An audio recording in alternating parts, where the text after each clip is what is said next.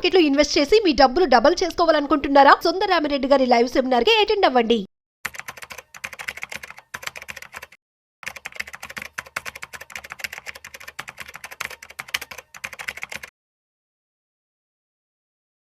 నమస్తే, welcome to Vishnu talks. నేను విష్ణు. ప్రస్తుతంతో పాటు certified financial planner doctor Bachchu Anil Kumar గారు ఉన్నారు. సార్తో మాట్లాడదాం.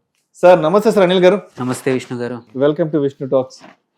అనిల్ గారు, ఇప్పుడున్న పరిస్థితుల్లో ఒక 40 సంవత్సరాలు వయసు ఉన్న ఒక వ్యక్తి ఒక ఫైనాన్షియల్ పోర్ట్ఫోలియో బిల్డ్ చేసుకోవాలి అంటే స్టాక్స్ కానీ, గోల్డ్ కానీ, మ్యూచువల్ ఫండ్ కానీ, రియల్ ఎస్టేట్ కానీ, ఇలా డిఫరెంట్ అవెన్యూస్ అన్నిటినీ కలిపి ఒక ఫైనాన్షియల్ పోర్ట్ఫోలియో బిల్డ్ చేసుకోవాలి అంటే ఎంతెంత ప్రపోర్షనేట్లో ఉండాలి అంటే ఎంతెంత పరిమాణంలో ఉండాలి అంటారు ఆ పోర్ట్ఫోలియోలో ఈ ఇన్వెస్ట్మెంట్ అవెన్యూస్ అన్ని కూడా?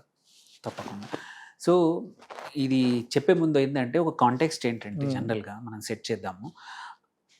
ఇన్వెస్టర్స్కి ఏంటి అంటే యూజువల్లీ రీసెన్సీ బయాస్ ఎక్కువ ఉంటుంది. ఇప్పుడు ఈ సంవత్సరం మనం లాస్ట్ 1 ఇయర్ రిటర్న్స్ చూసుకున్నా, ఏమైనా చూసుకున్నా కానీ డిఫరెంట్ యాసెట్ క్లాసెస్ చూసుకుంటే ఈక్విటీస్ ఓన్లీ 5-6% కన్నా ఎక్కువ పెరగల. వేరాజ్ మెటల్స్ అనేవి ప్రపంచవ్యాప్తంగా బాగా పర్ఫామ్ చేశాయి. గోల్డ్ ఈ సంవత్సరం 25 ఇట్ సెల్ఫ్లో చూసుకుంటే 45% పెరిగింది. సిల్వర్ 54% పెరిగింది. సో ఈ సంవత్సరం రీసెన్సీ బయాస్ ఏం చెప్పుద్దంటే జనరల్గా ఎవరైతే ఫాలో అవుతారో హెవీగా అటువైపు ఇన్వెస్ట్ చేయండి, ఏదైతే రిటర్న్స్ ఇస్తుందో అనేది చెప్తుంది అనమాట. అండ్ ఈ ఈక్విటీ రిటర్న్స్ అనేది కూడా చూసుకుంటే ఇండియన్ మార్కెట్సే ఈ 5-6% దగ్గర స్టక్ అయ్యాయి. వేరాజ్ మీరు most of the other markets చూసుకుంటే 20 నుంచి 40, 50, కొన్ని ఏషియన్ మార్కెట్స్లో మన చైనా కానివ్వండి, హాంకాంగ్లో కానీ మీకు 60-70% కూడా లాస్ట్ 1 ఇయర్లో గ్రో అయ్యాయి. యుఎస్ మార్కెట్స్ లైఫ్ టైం హైలో ఉన్నాయి. సో ఇలాంటి పరిస్థితులు ఏంటంటే యావరేజ్ ఇన్వెస్టర్స్, నేను కలుస్తున్న ఇన్వెస్టర్స్ ఏంటంటే, సార్ మీరు ఈక్విటీ అంటారు, ఓన్లీ 4-5% ఇచ్చింది, నేను మొత్తం గోల్డ్లో పెట్టుకుంటాను, సిల్వర్లో పెట్టుకుంటాను, తప్పేంటి అనే క్వశ్చన్ క్వైట్ కామన్గా వస్తూ ఉండేది అనమాట. ఎస్, ఏంటంటే ఆ తప్పేమీ లేదు. దెర్ ఇస్ నో, ఇక్కడ ఏదైనా సరే రైట్ రాంగ్ కాదు. ఇట్ ఈస్ అబౌట్ లాంగ్ టర్మ్లో ఏది పర్ఫామ్ చేసింది. అండ్ ఎప్పుడైనా సరే మనం చూస్తున్నప్పుడు దగ్గర ఉన్న దాని మీద మనకి ఎక్కువగా క్లారిటీ ఉంటుంది. బట్ హిస్టారికల్లీ చూసుకుంటే మాత్రం ఈక్విటీస్ మనకి 14-15% ఈజీగా ఇస్తున్నాయి. అండ్ వాటికి సైకిల్స్ అనేది వెరీ రేర్లీ ఉంటాయి. అంటే ఉన్న ఇమ్మీడియట్గా విత్ ఇన్ ఫ్యూ మంత్స్ నుంచి 1 ఇయర్ లోపల రికవర్ అవుతాయి. మెటల్స్ ఏంటంటే యూజువల్లీ ఎట్లా ఉంటుంది సైకిల్, ఒక ఫ్యూ ఇయర్స్ చాలా బాగా పర్ఫామ్ చేస్తాయి, ఆ తర్వాత ఒక 7-8 సంవత్సరాలు ఆగిపోతాయి. అట్లని చెప్పి గోల్డ్ ఉంటుందా, అలా ఉంటుందా అంటే చెప్పలేము. గోల్డ్, సిల్వర్ కాకపోతే ఏంటంటే ఇంత ప్రైస్ ఉన్నప్పుడు జనరల్గా ఏంటంటే కొత్తగా ప్రొడక్షన్ యూనిట్స్ చాలా వస్తూ ఉంటాయి. సిల్వర్లో ప్రాసెసింగ్లో కానివ్వండి, గోల్డ్ కూడా. అలాంటప్పుడు ఏంటంటే ఇంత గ్రోత్ ఫ్యూచర్లో వైబుల్ కాదు జనరల్గా. సో అలాంటి టైంలో ఒక 40 సంవత్సరాల వ్యక్తి ఈ కాంటెక్స్ట్ సెట్ చేసుకొని ఎలా ఉంచుకోవాలి, ఒక 10 లక్షల బిల్డ్ చేసుకుందాము అనుకుంటే, అది ఈక్విటీ కావచ్చు, డైరెక్ట్ ఆల్సో ఇండైరెక్ట్గా మ్యూచువల్ ఫండ్ ద్వారా చేసినా సరే ఎలా చేయొచ్చు అంటే, ఇప్పుడున్న పరిస్థితుల్లో మనం మామూలుగా ఏంటంటే 40 అన్నాం కాబట్టి ఒక 15-20% డెట్కి అలొకేట్ చేయమని చెప్తాం.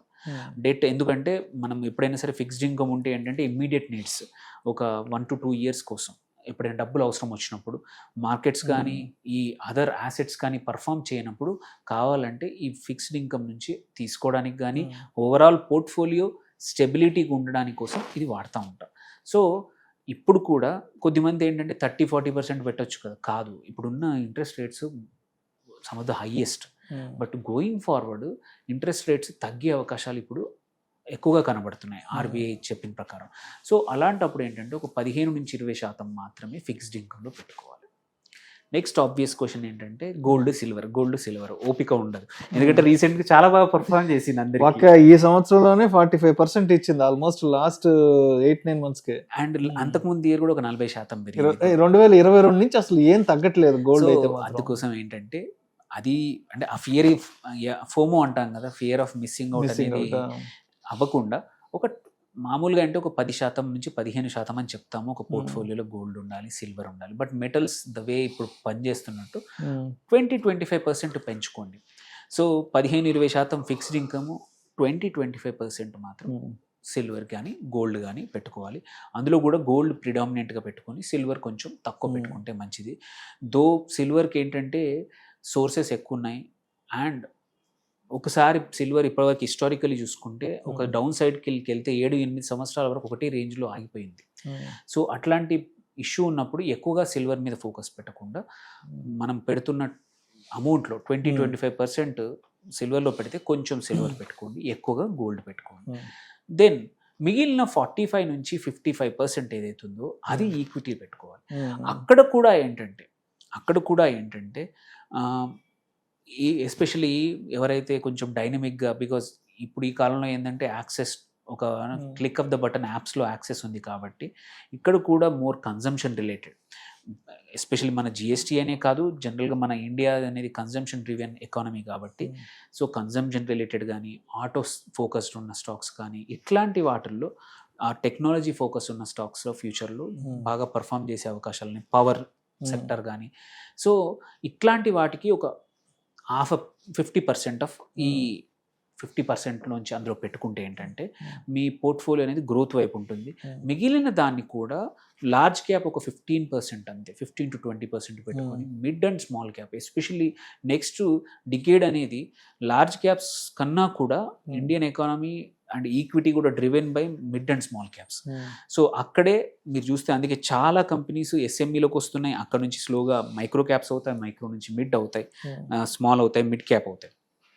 సో నెక్స్ట్ రెవల్యూషన్ అది అక్కడే జరగబోతుంది. సో ఓన్లీ మీకు ఆల్రెడీ ఒక 15-20% డెట్ పోర్ట్ఫోలియో ఉన్నప్పుడు ఇంకొక 15-20% లార్జ్ క్యాప్ పెట్టుకొని మిగిలినదంతా mid and small cap with focus on consumption driven పెట్టుకుంటే ఏంటంటే మీకు ఆన్ యావరేజ్ ఈ అంతా పోర్ట్ఫోలియో తీసుకున్నా సరే ఓన్లీ ఈక్విటీ పర్ఫామ్ చేసిందంటే ఈక్విటీ ఇస్తుంది, బికాజ్ మీ 55% వరకు ఈక్విటీ ఉంది. మెటల్స్ పర్ఫామ్ చేస్తే మెటల్స్ ఇస్తుంది, అండ్ ఫిక్స్డ్ ఇన్కమ్ జస్ట్ స్టేబుల్గా 7-8% రిటర్న్స్ ఇస్తుంది. ఆన్ ద హోల్ ఈ పోర్ట్ఫోలియో చూస్తే మీకు 14-15% అనేది పక్కా ఇస్తుంది అనమాట. సో ఒక 10 లక్షలు ఉంటే ఇలా ఒకే చోట పెట్టకుండా ఏంటంటే చాలామంది సింప్లిసిటీ ఇష్టపడి ఒక ఇన్సూరెన్స్ పాలసీ అనో లేకపోతే వచ్చిన కొత్త ఎన్ఎఫ్ఓలో ఏదో ఒక అది సెక్టర్ స్పెసిఫిక్ అని చూడరు, ఏదని చూడరు, ఒక 10 లక్షలు అలా పెట్టేసేస్తారు. తర్వాత అవసరం వచ్చినప్పుడు ఆ సెక్టర్ స్పెసిఫిక్ ఫండ్ లేకపోతే ఎక్కడైనా పాలసీలో పెట్టినప్పుడు అవసరం వచ్చినప్పుడు విత్డ్రా చేయకుండా లాక్ ఇన్ అయిపోతాయి.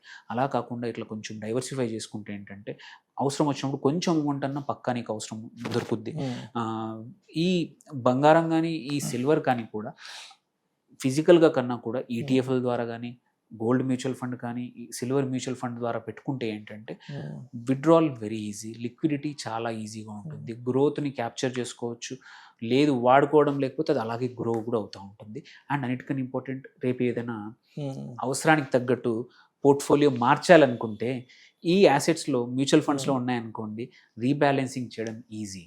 With in the same fund house కానీ ఆర్ విత్డ్రా చేసి ఇంకొక ఫండ్లు పెట్టుకోవడం కూడా ఈజీ. కాబట్టి ఈ మెథడ్లో పెట్టుకుంటే ఏంటంటే మనకి అవసరానికి తగ్గట్టు రీబ్యాలెన్సింగ్ చేయొచ్చు, రెగ్యులర్గా పర్ఫార్మెన్స్ చెక్ చేసుకోవచ్చు, అండ్ మంచి రిటర్న్స్ కూడా డైవర్సిఫైడ్ పోర్ట్ఫోలియో కూడా క్రియేట్ చేసుకోవచ్చు అనమాట. Right sir. Thank you sir, thank you so much Anil గారు. ఒక 40 సంవత్సరాల వయసున్న వ్యక్తి ఇప్పుడున్న పరిస్థితుల్లో తన చేతిలో కనుక డబ్బు ఉంటే ఒక ఫైనాన్షియల్ పోర్ట్ఫోలియోని ఏ విధంగా బిల్డ్ చేసుకోవచ్చు అని దాని గురించి చాలా చక్కగా తెలియజేసి thank you so much sir. Thank you.